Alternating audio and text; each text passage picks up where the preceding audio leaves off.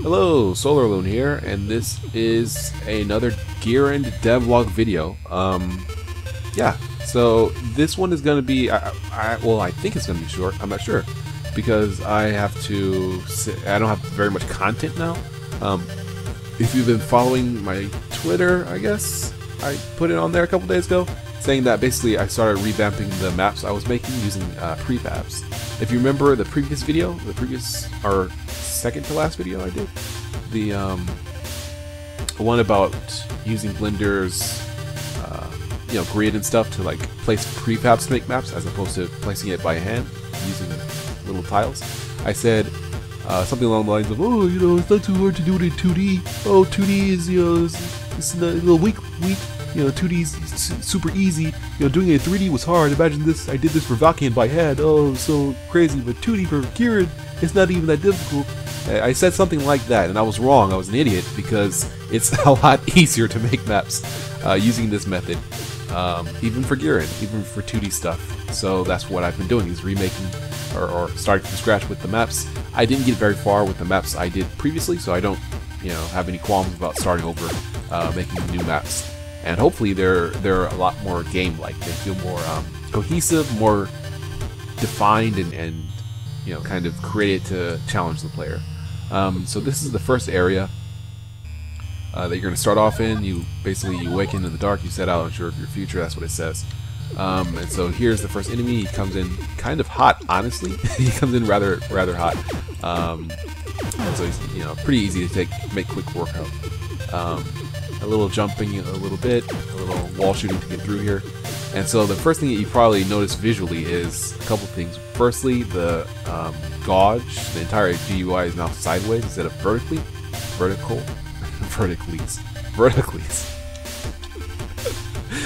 It's sideways, it's horizontal. This way, I can display the health number, the energy number. It's a lot easier just to display this stuff. Second thing you might notice is I have like darkness on the outside. I've got a blur on the outside, and I also have some can't think of the word, chromatic aberration, just to kind of give a more dark, kind of developed feel, kind of to give it a little grit, not gritty, but kind of I can't even think of exactly why, but it just kind of gives a more interesting feel. The gloom filter's still there, but it's not nearly as strong as it used to be. It's only noticeable when it gets bright when you shoot. There's no more, well, I guess that's the next thing you might notice. There's no more sun, per se. I've bumped it down to a hemisphere light and the spotlight for the player's shots to kind of make it better. When I had the spotlight and the sun and the hemisphere light, I don't know if it was my drivers or what, but basically it wasn't nearly as noticeable, the shadows when you shoot, those shadows, which I really liked and I wanted to keep. They wouldn't show up anymore, so I decided to just bump the sun lamp, and overall I think that was a good choice because this allows the lighting to be much more consistent between maps and between areas in the same map. You don't have so much like dark areas dark areas sometimes and light areas in other times. So you probably don't notice, but the actual transition process is a lot more kind of like, you can almost feel it.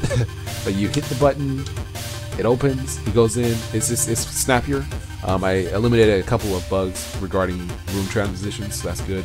This is a new enemy that I made. He's basically a capsule of, I guess you could call him nitrous oxide. He rolls up to you and then he detonates.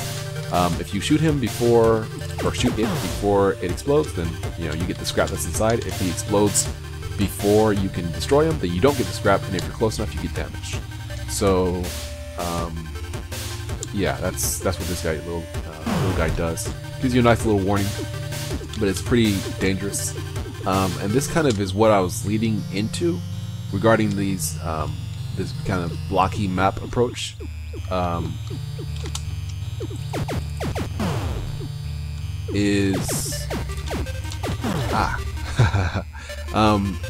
As you can see, I'm trying to basically make this more Metroid-like in that there's different areas to go to, and the maps are interconnected, or I guess you could say the doors are interconnected.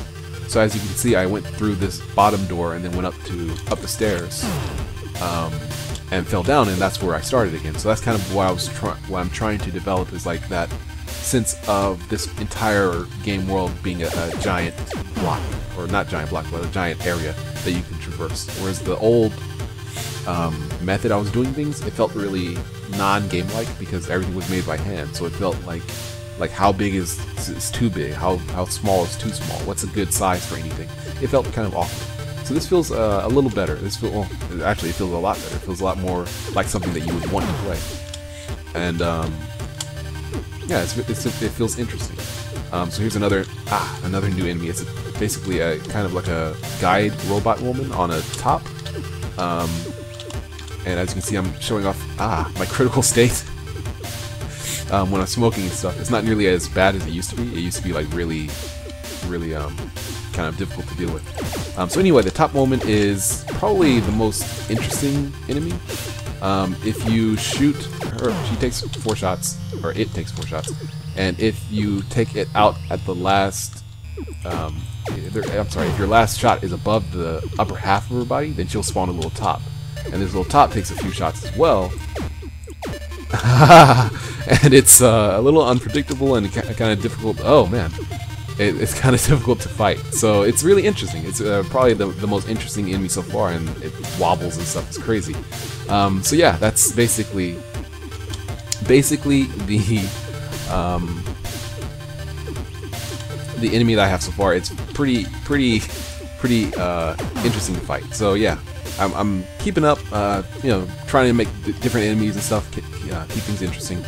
And yeah, that's what I have so far. So hopefully I'll be able to keep it going and make more stuff, make more content. Hopefully making content will come easier now, since I'm making this using these prefab blocks. Hopefully it should be a considerable amount simpler to deal with, rather than the way it used to be. And I'm sure you noticed all these enemies coming back. I programmed them in like that purposefully, but now playing it, I'm thinking this is way too easy to get to farm scrap. Currency. I'm probably just going to make it so that after you take enemies out, they don't respawn unless you leave the area, which is in Blender the same scene.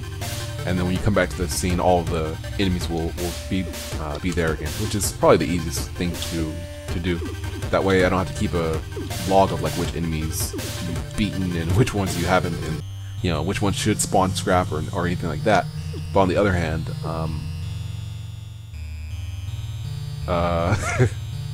I don't have to keep a log, but then on the other hand, it's kind of just easier to deal with, easier to spawn the enemies and set them and forget them, so to speak. They don't, they can consistently put up a fight when you come back by, but it's kind of stupid that you defeat an enemy and then you go into this room and come out of this room. Oh no! And and he's there again, or even worse, I damaged him to an inch of his health.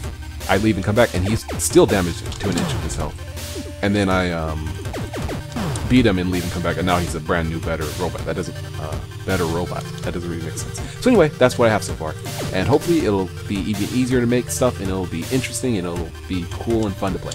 All right, well, thank you very much for watching. I've been SolarLune, and this has been a devlog talking about my Metroid-like project in production using the Blender game engine, Gearend. Oh yeah, and to all those people who are who are throwing me a buck or two for my tutorials and songs and stuff on Patreon, I thank you very much. Your support is greatly appreciated, and I'll have to think of something cool to give you guys, because I really do appreciate it. I was thinking maybe like putting certain videos forward a week early and doing some cool stuff like that. But if you have any ideas, then please feel free to suggest it. And thank you once again. Alright, thanks. See ya. Bye. Yeah, that's it. Bye.